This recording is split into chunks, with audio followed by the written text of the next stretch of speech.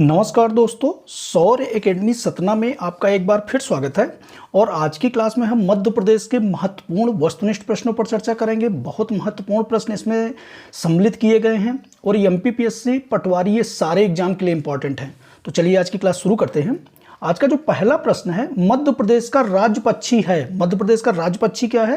तो मध्य प्रदेश का जो राज्य पक्षी है वो क्या है? फ्लाई कैचर है। क्या है? Fly catcher. इसे दूधराज भी बोला जाता है, दूधराज या शाह बुलबुल, शाह ए बुलबुल, नाम याद रखिएगा। फ्लाई कैचर, दूधराज या शाह बुलबुल। नेक्स्ट देख लेते हैं, मध्य प्रदेश का लोक नृत्य का नाम क्या है? मध्य प्रदेश का लोक नृत्य क्या है? तो मध्य प्रदेश का जो लोक नृत्य है वो मटकी है। मध्य प्रदेश का लोक नृत्य क्या है? मटकी है। और इसमें एक फैक्ट और याद रखिए, जो राजकीय नृत्य है, मध्य प्रदेश का जो राजकीय नृत्य है वो क्या है? राई है, याद रखिए। नेक्स्ट देखते हैं, मध्य प्रदेश में कौन सा खेल राज्य खेल घोषित किया गया है? तो मध्य प्रदेश का जो मलखंभ खेल को राज्य खेल घोषित किया गया है। कब? किस खेल को? मलखंभ खेल को। ये 10 अप्रैल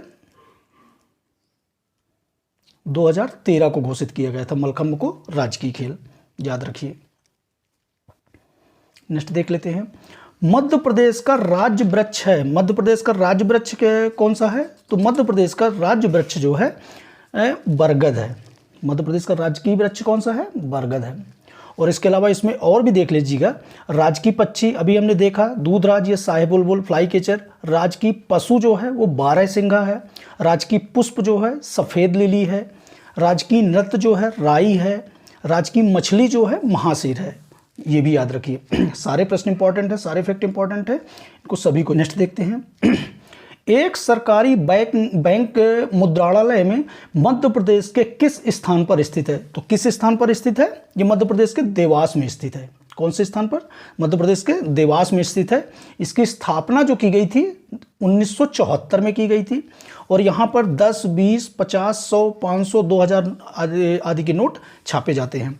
और एक फैक्ट और याद रखिएगा, होशंगाबाद में सिक्योरिटी पेपर मिल की स्थापना की गई थी 1967 में। सिक्योरिटी पेपर मिल कहाँ है? होशंगाबाद जिले में है।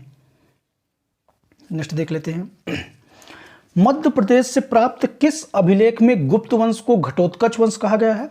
तो मध्य प्रदेश के रीवा जिले में प्राप्त सुपिया जो अभिलेख है उसमें स्कंदगुप्त के शासनकाल का एक अभिलेख प्राप्त हुआ है। और इस अभिलेख को गुप्त वंश को घटोत्कच वंश कहा गया है। तो किस अभिलेख में प्राप्त हुआ है? सुपिया अभिलेख में, जिसमें गुप्त वंश को घटोत्कच वंश कहा गया है। नेक्स्ट देख लेते हैं, आजाद हिंद फौज के किस सेनानी का संबंध शिवपुरी जिले से है? तो आजाद हिंद फौज के कर्नल गुरबख्श सिंह ढिल्लन, कर्नल गुरबख्श सिंह ढिल्लन का संबंध शिवपुरी जिले से है। किस जिले से है? शिवपुरी जिले से। और इनके ऊपर आज़ाद हिंद फौज में कार्य करने के लिए महाभियोग, अभियोग भी इनके ऊपर चलाया गया था। नेक्स्ट देख लेते हैं, भीमबेटका के किस समय के पुरातत्व स्थल मिलते हैं? तो भीमबेटका में पूरा पाषाण काल। कौन से पाषाण काल? पूरा पाषाण काल के पुरातत्व के स्थल मिलते हैं। और इसकी खोज जो की थी 1958 में किसने की थी? विष्णुधर वाकणकर। नाम भी याद रखिए, पूछा जा सकता है, विष्णुधर वाकणकर खोजकर्ता। कब की थी? 1958 में। और भीमबेटका को वर्ष 2003 में यूनेस्को ने इसे विश्व धरोहर स्थल में भी शामिल किया है। तो ये भी याद रखिए, यूनेस्को की विश्व धरोहर स्थल में भी भीमबेटका शामिल है। नेक्स्ट देख लेते हैं, प्राचीन काल में कौन सा शहर अवंतिका के नाम से जाना जाता है? तो प्राचीन काल का जो उज्जैन शहर है वो अवंतिका के नाम से जाना जाता है। कौन सा शहर है? उज्जैन शहर को अवंतिका के नाम से जाना जाता है। और यहाँ पर हर 12 वर्ष के उपरांत सिंहस्थ कुंभ का मेला भी लगता है। तो ये भी याद रखिए, 16 महाजनपदों में शामिल अवंती की राजधानी उज्जैनी थी। मांडू निम्नलिखित में किससे संबंधित है? तो मांडू जो है रानी रूपमती से संबंधित है। किससे संबंधित है? रानी रूपमती से। यह एक ऐसा पर्यटन स्थल है जो रानी रूपमती और बादशाह बाज बहादुर की अमर प्रेम कथा की कहानी यहाँ से मिलती है। और ये मांडू कौन से जिले में है? धार जिले में, याद रखिए। नेक्स्ट देख लेते हैं, सांची स्तूप का निर्माण किसने कराया था? तो सांची स्तूप का निर्माण अशोक ने कराया था। सांची स्तूप का निर्माण 3री शताब्दी में सम्राट अशोक के द्वारा करवाया गया था। और सांची कहाँ पे है? रायसेन जिले में। बौद्ध धर्म का प्रमुख स्थल माना जाता है। और सांची में भगवान बुद्ध के 2 शिष्य सारिपुत्र और महामोगलायन की अस्थियों के अवशेष भी यहाँ पे संरक्षित करके रखे गए हैं, तो ये भी याद रखिए। देख लेते हैं, मध्य प्रदेश के किस जिले में हलाली नहर निर्मित की गई है? तो मध्य प्रदेश का रायसेन जिला। कौन सा जिला? रायसेन जिला, जिसमें हलाली नहर निर्मित की गई है।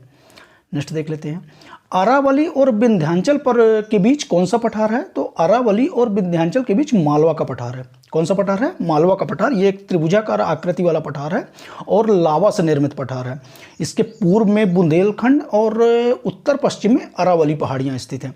और एक फैक्ट इसमें और याद रखिएगा, इसकी जो सबसे ऊंची चोटी है मालवा के पठार की, वो कौन सी है? सिगार। पूछा जा सकता है। सिगार चोटी है जिसकी जो ऊंचाई है 881 मीटर है। नेक्स्ट देख लेते हैं, मध्य प्रदेश में सर्वप्रथम वन नीति कब लागू की गई थी? तो मध्य प्रदेश की सर्वप्रथम वन नीति जो लागू की गई थी 1952 में लागू की गई थी। कब लागू की गई थी? 1952 में। और नवीन वन नीति कब संशोधित करके लागू की गई थी? तो 4 अप्रैल 2005। नवीन वन नीति कब? 4 अप्रैल 2005। और जो सर्वप्रथम वन नीति लागू की गई थी 1952 में। दोनों डेट याद रखिए। मध्य प्रदेश की सीमा कितने प्रदेशों से जुड़ी हुई है? तो मध्य प्रदेश की सीमा जो है वो 5 प्रदेशों से जुड़ी हुई है। कितने प्रदेशों से? 5 प्रदेशों में। उत्तर में उत्तर प्रदेश है, पश्चिम में गुजरात और राजस्थान, दक्षिण में महाराष्ट्र और पूर्व में छत्तीसगढ़ से सीमा इसकी मिलती हुई है। कितने राज्यों से मिलती है? 5 राज्यों से। नेक्स्ट देख लेते हैं, मध्य प्रदेश का सर्वोच्च शिखर धूपगढ़ कहाँ स्थित है? तो मध्य प्रदेश का सर्वोच्च शिखर धूपगढ़ ये महादेव पहाड़ियों में स्थित है। कहाँ स्थित है? महादेव की पहाड़ियों में, महादेव श्रेणी में स्थित है। नेक्स्ट देख लेते हैं, मध्य प्रदेश को पहले किस नाम से जाना जाता था? तो मध्य प्रदेश को पहले सेंट्रल प्रोविंस और बरार, मध्य प्रांत और बरार के नाम से जाना जाता था। किसके नाम से जाना जाता था? मध्य प्रांत और बरार के नाम से। और राज्य पुनर्गठन से पहले मध्य प्रदेश 4 स्टेटों में विभाजित था। सेंट्रल प्रोविंस और बरार में छत्तीसगढ़ और बंगेलखंड को मिलाकर पार्ट ए बनाया गया था। पश्चिम की रियासतों को मिलाकर पार्ट बी और इसका नाम मध्य भारत रखा। उत्तर की रियासतों को मिलाकर पार्ट सी बनाया गया और भोपाल पार्ट सी स्टेट था। तो ये भी याद रखिए, मध्य प्रदेश को पहले किस नाम से जाना जाता था? मध्य प्रांत और बरार। नेक्स्ट देख लेते हैं, इंदिरा सागर बांध नर्मदा नदी पर एक बहुउद्देशीय परियोजना है। यह निम्नलिखित में से किस राज्य में स्थित है? यह मध्य प्रदेश में स्थित है। कौन से राज्य में? मध्य प्रदेश के खंडवा जिले में यह बांध बनाया गया है, इंदिरा सागर बांध। और इसकी नींव जो रखी गई थी 23 अक्टूबर 1984 को रखी गई थी, तो ये भी याद रखिएगा। और इसके आगे नर्मदा नदी पर ओंकारेश्वर, महेश्वर और सरदार सरोवर परियोजनाओं वाले बांध भी बनाए गए हैं। कौन कौन से? ओंकारेश्वर, महेश्वर और सरदार सरोवर परियोजना। लेते हैं, मध्य प्रदेश के पूर्वी क्षेत्र में बहने वाली नदी जो उड़ीसा के पास बंगाल की खाड़ी में मिलती है, तो कौन सी नदी है मध्य प्रदेश के पूर्वी क्षेत्र में बहने वाली? महानदी। महानदी जो उड़ीसा के पास बंगाल की खाड़ी में मिलती है। नेक्स्ट देख लेते हैं, नर्मदा, ताप्ती और माही नदियां पश्चिम की ओर बहती हुई किस में जाके मिलती हैं? तो नर्मदा, ताप्ती और माही नदियां पश्चिम की ओर बहती हुई अरब सागर में जाके मिलती हैं। कहाँ मिलती हैं? अरब सागर में। और यदि नर्मदा नदी की बात करें तो नर्मदा नदी मैघाल पर्वत श्रेणी के समीप अमरकंटक पहाड़ी से निकलती है, अनूपपुर जिले में। ताप्ती नदी जो है बैतूल जिले से निकलती है, मुल्ताई नामक स्थान से। और माही नदी पश्चिम भारत की एक प्रमुख नदी है जो मध्य प्रदेश के धार जिले से निकलती है। तो तीनों के उद्गम स्थल भी याद रखिए। नेक्स्ट देख लेते हैं, ओंकारेश्वर किन नदियों के सम्मेलन में स्थित है? तो ओंकारेश्वर जो है नर्मदा और कावेरी नदियों के, कौन सी नदियों के? नर्मदा और कावेरी नदियों के सम्मेलन पर स्थित है। और ओंकारेश्वर परियोजना जो है एक बहुउद्देशीय परियोजना है जो मध्य प्रदेश के खंडवा जिले के मंधाता ग्राम में नर्मदा नदी पर स्थित है। इसमें लाभान्वित जिले कौन कौन से हैं? खंडवा, खरगोन, धार जिले हैं। और ये परियोजना 2003 से शुरू हुई थी, तो इनको भी याद रखिए। नेक्स्ट देख लेते हैं, रानी लक्ष्मीबाई राजघाट परियोजना किन किन राज्यों की संयुक्त परियोजना है? तो रानी लक्ष्मीबाई राजघाट परियोजना मध्य प्रदेश उत्तर प्रदेश की संयुक्त परियोजना है। किसकी? मध्य प्रदेश उत्तर प्रदेश की संयुक्त परियोजना है। और ये बेतवा नदी पर बनी हुई है। किसमें बनी हुई है? बेतवा नदी पर, ये भी याद रखिए। पांडव जलप्रपात किसमें स्थित है? तो पांडव जलप्रपात जो है पन्ना जिले में पन्ना राष्ट्रीय उद्यान पे। किसमें? पांडव जलप्रपात जो है मध्य प्रदेश के पन्ना जिले में पन्ना राष्ट्रीय उद्यान पर स्थित एक शांत झरना है। और पांडव जलप्रपात मध्य प्रदेश के केन नदी की एक सहायक नदी में ये झरना स्थित है। और इसकी ऊंचाई कितनी है? 30 मीटर। इसकी ऊंचाई कितनी है झरने की? 30 मीटर। नेक्स्ट देख लेते हैं, मध्य प्रदेश में सबसे महत्वपूर्ण और पवित्र नदी द्वीप कौन सा है? तो मध्य प्रदेश में सबसे महत्वपूर्ण और पवित्र नदी द्वीप ओंकारेश्वर है। कौन सा है? ओंकारेश्वर। ये भगवान शिव के द्वारा 12 ज्योतिर्लिंग में चौथा है। और पुराणों में भी इसका उल्लेख मिलता है। स्कंद पुराण में, शिव पुराण में, वायु पुराणों में भी ओंकारेश्वर की महिमा का उल्लेख मिलता है, तो ये भी याद रखिए। नेक्स्ट देख लेते हैं, बाणसागर बांध किस नदी पर स्थित है? तो बाणसागर बांध सोन नदी पर स्थित है। किस नदी पर स्थित है? सोन नदी पर स्थित है। और यह मध्य प्रदेश, उत्तर प्रदेश और बिहार की संयुक्त परियोजना है। किसकी किसकी? मध्य प्रदेश, उत्तर प्रदेश और बिहार की ये संयुक्त परियोजना है, तो ये भी याद रखिए। और बाणसागर नहर का जो निर्माण 15 जुलाई 2018 को प्रधानमंत्री द्वारा राष्ट्र को समर्पित किया गया था, तो ये भी फैक्ट याद रखिए। नेक्स्ट देख लेते हैं, मुंज सागर झील कहाँ स्थित है? मुंज सागर झील कहाँ स्थित है? तो यह धार जिले के मांडू में स्थित है। कहाँ स्थित है? धार जिले के मांडू में स्थित है। और इसका जो निर्माण था परमार वंश के राजा वाकमती मुंज ने इस झील का निर्माण कराया था, तो ये भी याद रखिए। किसके द्वारा निर्माण कराया गया था? परमार वंश के राजा वाकमती मुंज, इसीलिए इसका नाम मुंज सागर झील पड़ा। नेक्स्ट देख लेते हैं, माधव राष्ट्रीय उद्यान स्थित है। माधव राष्ट्रीय उद्यान कहाँ स्थित है? शिवपुरी जिले में। मध्य प्रदेश के शिवपुरी जिले में माधव राष्ट्रीय उद्यान स्थित है। और इसकी स्थापना कब की गई थी? 1958 में। कब की गई थी इसकी स्थापना? 1958 में। नेक्स्ट देख लेते हैं, मध्य प्रदेश में प्रोजेक्ट टाइगर का आरंभ सर्वप्रथम किस राष्ट्रीय उद्यान से हुआ था? तो मध्य प्रदेश में प्रोजेक्ट टाइगर का आरंभ सर्वप्रथम कान्हा किसली राष्ट्रीय उद्यान से हुआ था। कौन से राष्ट्रीय उद्यान से? कान्हा किसली राष्ट्रीय उद्यान से 1 अप्रैल 1973 को प्रोजेक्ट टाइगर बाघ बचाओ परियोजना की शुरुआत की गई थी। और 1974 में 1974 में कान्हा किसली राष्ट्रीय उद्यान को प्रोजेक्ट टाइगर में जोड़ा गया था, तो ये भी याद रखिएगा। और 1955 में कान्हा किसली राष्ट्रीय उद्यान को नेशनल पार्क का दर्जा दिया गया था। ये सारे फैक्ट याद रखिए। नेक्स्ट देख लेते हैं, भारतीय वन अनुसंधान संस्थान की क्षेत्रीय अनुसंधान शाखा मध्य प्रदेश के किस जिले में है? तो यहाँ पे पूछा गया है अनुसंधान संस्थान की क्षेत्रीय अनुसंधान शाखा, तो ये किस जिले में है? जबलपुर में। और यदि भारतीय वन अनुसंधान संस्थान पूछा जाता है तो ये कहाँ है? देहरादून में। दोनों फैक्ट याद रखिएगा। भारतीय वन अनुसंधान संस्थान कहाँ है? देहरादून में। और भारतीय वन अनुसंधान संस्थान की क्षेत्रीय अनुसंधान शाखा कहाँ है? जबलपुर में। नेक्स्ट देख लेते हैं, मध्य प्रदेश के निम्नलिखित में से वनों में से किसे नेशनल जियोग्राफिक के पुरस्कार विजेता land of the tiger shoot किया जाता है? तो ये कहाँ पे किया जाता है? कान्हा राष्ट्रीय उद्यान पे। कहाँ पे? कान्हा राष्ट्रीय उद्यान में नेशनल जियोग्राफिक के पुरस्कार विजेता land of the tiger Madhya Pradesh के कान्हा राष्ट्रीय उद्यान में शूट किया गया था। और यह डॉक्यूमेंट्री BBC के द्वारा बनाई गई थी।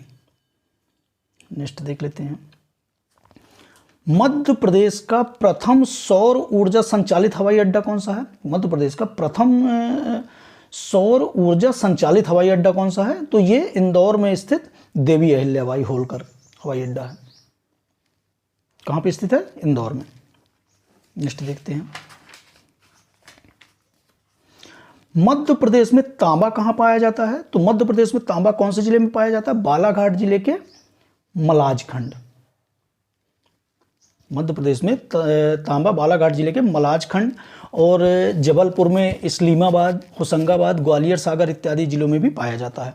और मलाज खंड में ही हिंदुस्तान कॉपर लिमिटेड की भारत की सबसे बड़ी खुली तांबे की खान है। तो ये भी याद रखिएगा कि हिंदुस्तान कॉपर लिमिटेड की भारत की सबसे बड़ी खुले तांबे की खान कहाँ है? तो ये मलाज खंड में ही, बालाघाट।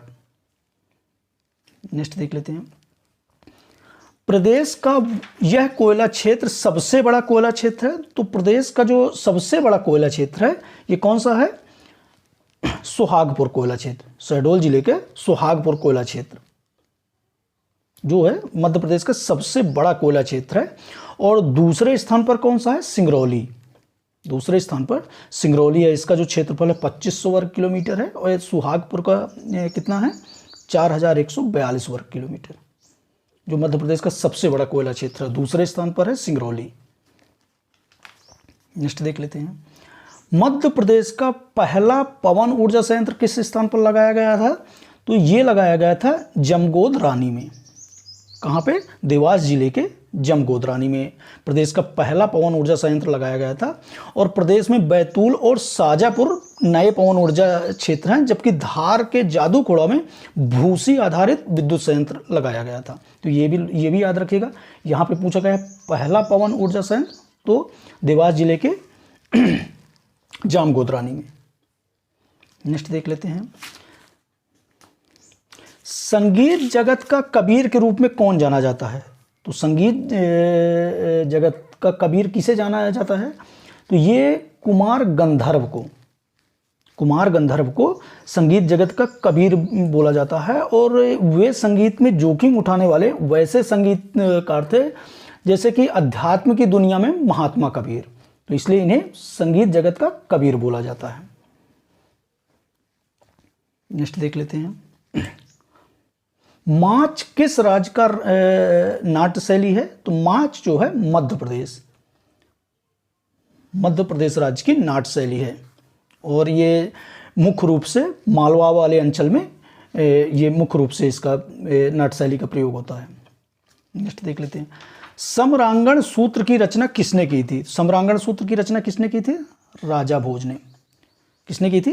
राजा भोज ने। ये परमार वंश के प्रसिद्ध राजा थे और इनका जन्म कहाँ हुआ था? उज्जैन में हुआ था। और इनकी जो प्रमुख रचनाएं थी उसमें सरस्वती कंठाभरण, विद्या विनोद, सिद्धार्थ संग्रह, समरांगण सूत्रधार इत्यादि प्रमुख रचना थी। तो ये भी याद रखिएगा। ये महान राजा के साथ साथ एक महान कवि भी थे। बहुत सारी रचनाएं इनकी हैं। नेक्स्ट देख लेते हैं। मध्य प्रदेश की राज्य फसल कौन सी है? सभी को पता है मध्य प्रदेश की राज्य फसल कौन सी है? सोयाबीन। इसीलिए इसे सोया स्टेट भी कहा जाता है। और राज्य की पक्षी की बात करें तो कौन सा है? दूधराज। ये भी देख लीजिए। राज्य की पक्षी दूधराज। राज्य की पशु की बात करें तो बारहसिंगा। राज्य की पुष्प की बात करें तो लिली। राज्य की वृक्ष की बात करें तो बरगद। इन सब फैक्टों को भी याद रखिएगा। नेक्स्ट देखते हैं। चावल उत्पादन में प्रतिशतता की दृष्टि से मध्य प्रदेश में प्रथम स्थान पर कौन सा है? तो चावल उत्पादन में प्रतिशतता की दृष्टि से मध्य प्रदेश का प्रथम स्थान में बालाघाट जिला है। कौन सा है? बालाघाट जिला। नेक्स्ट देखते हैं। भोपाल आकाशवाणी केंद्र की स्थापना कब की गई थी? तो भोपाल आकाशवाणी केंद्र की स्थापना 31 अक्टूबर 1956 को की गई थी। कब की गई थी? 31 अक्टूबर 1956। सबसे पहले आकाशवाणी केंद्र इंदौर में बनाया गया था। उसके बाद भोपाल में दूसरे नंबर पर 31 अक्टूबर 1956 में भोपाल आकाशवाणी केंद्र की स्थापना की गई थी। और वर्तमान में प्रदेश में 26 आकाशवाणी केंद्र संचालित हैं। तो ये भी याद रखिएगा। पूछा जा सकता है क्वेश्चन कि वर्तमान में कितने आकाशवाणी केंद्र संचालित हैं? तो 26। नेक्स्ट देख लेते हैं। मध्य प्रदेश का सबसे पुराना संगीत महाविद्यालय माधव संगीत महाविद्यालय कहाँ स्थित है? तो ये कहाँ स्थित है? ग्वालियर में। मध्य प्रदेश में सबसे पुराना संगीत महाविद्यालय माधव संगीत महाविद्यालय ग्वालियर में स्थित है। और इसके कब स्थापित किया गया था? तो 7 अगस्त 1950 को। ये डेट भी याद रखिए। नेक्स्ट देख लेते हैं, मध्य प्रदेश का सबसे बड़ा इंडोर स्टेडियम कहाँ स्थित है? तो मध्य प्रदेश का सबसे बड़ा इंडोर स्टेडियम भोपाल में स्थित है। कहाँ स्थित है? भोपाल में स्थित है। और इसमें कुछ प्रमुख स्टेडियम हैं, उनको भी याद रखिए। जैसे इंदौर की बात करें तो इंदौर में कौन कौन से स्टेडियम है? नेहरू स्टेडियम है, अभय खेल प्रसाद है, ऊषा राजे स्टेडियम है, याद रखिएगा। भोपाल में ऐशबाग स्टेडियम है, तात्या टोपे स्टेडियम है भोपाल में। रीवा में ठाकुर रणमत सिंह स्टेडियम है जो महत्वपूर्ण हो जाता है। ग्वालियर में रूप सिंह स्टेडियम है। तो ये सारे स्टेडियमों के भी नाम भी याद रखिएगा और कहाँ स्थित है तो ये भी याद रखिए। नेक्स्ट देख लेते हैं, मध्य प्रदेश सरकार की ओर से प्रसिद्ध कालिदास सम्मान को निम्नलिखित क्षेत्रों में से किसमें नहीं दिया जाता? तो किसमें पूछा है? नहीं दिया जाता। तो कालिदास सम्मान जो है ये 1980-81 में स्थापित हुआ था और ये 4 क्षेत्रों में दिया जाता है। कौन कौन से क्षेत्रों में दिया जाता है? शास्त्रीय नृत्य में दिया जाता है, रूपंकर कलाएं, रंगकर्म थिएटर और शास्त्रीय संगीत, इनमें दिया जाता है। जो साहित्य के क्षेत्र में कालिदास सम्मान नहीं दिया जाता। और कालिदास सम्मान का 2022 का जो कालिदास सम्मान दिया गया था मध्य प्रदेश शासन के संस्कृति विभाग द्वारा, ये भी याद रखिए। बुधादित्य मुखर्जी को सितार वादन के लिए, पद्मश्री प्राप्तकर्ता डॉक्टर पुरु दधीच को कथक नृत्य के लिए, वासुदेव कामत को चित्रकला के लिए और प्रसिद्ध अभिनेता रहे राजीव वर्मा को रंगकर्मी के लिए अलंकृत किया गया था। राष्ट्रीय कालिदास सम्मान करंट अफेयर का क्वेश्चन है, पूछा जा सकता है। तो ये चारों नाम याद रखिएगा, बुधादित्य मुखर्जी सितार वादन, डॉक्टर पुरु दधीच कथक नृत्य, वासुदेव कामत चित्रकला और राजीव वर्मा रंगकर्मी अभिनेता। नेक्स्ट देख लेते हैं, निम्नलिखित प्रदेश के निम्नलिखित जिले में से कौन सा गोटमार मेला के लिए प्रसिद्ध है? तो कौन सा जिला गोटमार मेला के लिए प्रसिद्ध है? ये छिंदवाड़ा जिला है। छिंदवाड़ा जिला में जाम नदी के तट पर 2 गांव हैं, पारदूना और साभर गांव, इनके बीच गोटमार मेला का आयोजन किया जाता है। नेक्स्ट देख लेते हैं, सिंहस्थ कुंभ प्रत्येक वर्ष आयोजित होता है। तो सिंहस्थ कुंभ जो है प्रत्येक कितने वर्षों में? तो ये 12 वर्षों में आयोजित होता है। और कहाँ? उज्जैन में। उज्जैन में महाकुंभ के रूप में सिंहस्थ कुंभ का आयोजन क्षिप्रा नदी के तट पर होता है। और सिंह राशि में बृहस्पति एवं मेष राशि में सूर्य के प्रवेश होने पर यह पर्व उज्जैन में मनाया जाता है। और आगामी सिंहस्थ कुंभ का आयोजन कब होना है? तो ये होना है 2028 में। कब होना है? 2028 में। नेक्स्ट देख लेते हैं, मध्य प्रदेश उच्च न्यायालय की खंडपीठ कहाँ कहाँ रिक्त है? तो मध्य प्रदेश की जो मुख्य पीठ है वो कहाँ स्थित है? जबलपुर में। मुख्य पीठ कहाँ स्थित है? जबलपुर में। और इसकी खंडपीठ 28 नवंबर 1968 को इंदौर ग्वालियर में स्थापित की गई थी। कहाँ? इंदौर और ग्वालियर में। और किस अनुच्छेद के तहत उच्च न्यायालय की स्थापना होती है? तो ये भी याद रखें, अनुच्छेद 214। अनुच्छेद 214 के तहत प्रत्येक राज्य में एक उच्च न्यायालय की स्थापना की व्यवस्था की गई है। देख लेते हैं, मध्य प्रदेश विधानसभा में सदस्यों की संख्या कितनी है? तो मध्य प्रदेश विधानसभा में सदस्यों की संख्या कितनी है? 230 है। 230 है मध्य प्रदेश में विधानसभा सदस्यों की संख्या। और इसमें 35 सीटें जो हैं, 35 सीटें किसके लिए? एससी के लिए आरक्षित हैं। और 47 सीटें कितनी आरक्षित हैं? एसटी के लिए। ये भी याद रखिए। और अनुच्छेद 331 के तहत राज्यपाल के द्वारा एक आंग्ल भारतीय सदस्य का मनोनयन भी किया जाता है। तो यहाँ पे जो राइट आंसर कितना हो जाएगा? 223। नेक्स्ट देख लेते हैं, राज्य निर्वाचन आयुक्त की नियुक्ति राज्यपाल द्वारा किस अनुच्छेद के तहत की जाती है? तो ये अनुच्छेद 243 के तहत राज्य निर्वाचन आयुक्त की नियुक्ति जो है राज्यपाल द्वारा अनुच्छेद 243 के तहत की जाती है। नेक्स्ट देख लेते हैं, विधानसभा अध्यक्ष का चुनाव कौन करता है? तो विधानसभा अध्यक्ष का चुनाव कौन करता है? विधानसभा के सदस्य। विधानसभा जो अध्यक्ष का चुनाव होता है वो विधानसभा के सदस्य करते हैं।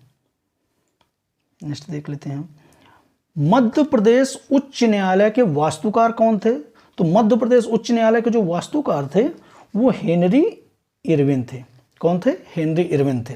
1956 में राज्य पुनर्गठन अधिनियम की धारा 49(1) के तहत जबलपुर को 1 नवंबर 1956 को उच्च न्यायालय बनाया गया था और इसको जो डिजाइन किया था वो हेनरी इरविन द्वारा किए गए थे। और जबलपुर हाई कोर्ट के भवन का निर्माण जो था वो राजा गोकुलदास के सहयोग से किया गया था, तो ये भी नाम याद रखिएगा। यहाँ पे पूछा गया है वास्तुकार हेनरी इरविन। नेक्स्ट देख लेते हैं, ग्राम न्यायालयों की शुरुआत किस स्थान से की गई थी?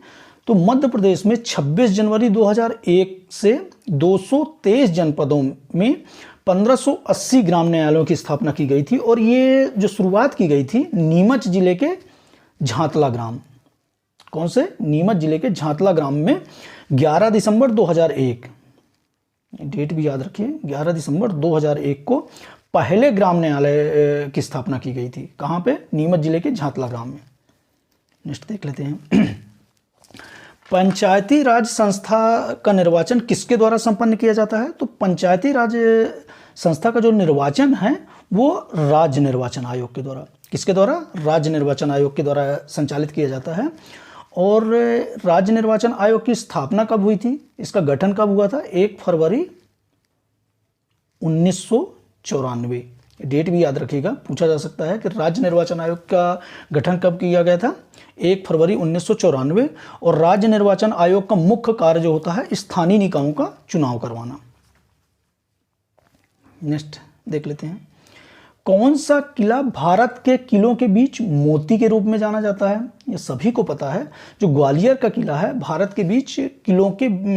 में किलों के बीच मोती के रूप में जाना जाता है। इसके अलावा भारत के किलों का रत्न भी कहा जाता है, पूर्व का जिब्राल्टर भी कहा जाता है, जिब्राल्टर ऑफ इंडिया भी कहा जाता है। तो किसी भी तरह से प्रश्न पूछा जा सकता है, वो ग्वालियर का किला है। और इसका निर्माण किसने करवाया था? तो 525 ईस्वी में महाराजा सूरज सेन द्वारा निर्मित ये किला है। नेक्स्ट देख लेते हैं, प्रसिद्ध सांची स्तूप कहाँ स्थित है? तो प्रसिद्ध सांची स्तूप जो है मध्य प्रदेश के रायसेन जिले में स्थित है। कहाँ स्थित है? मध्य प्रदेश के रायसेन जिले में स्थित है। और इसका जो आरंभ किया था सम्राट अशोक ने करवाया था। सांची स्तूपों को वर्ष 1989 में यूनेस्को की विश्व धरोहर स्थल में भी शामिल किया गया है। और यहाँ पे एक फैक्ट और याद रखिएगा, 2013 में यहाँ सांची बौद्ध विश्वविद्यालय की भी स्थापना की गई है। तो ये सारे फैक्ट याद रखिएगा।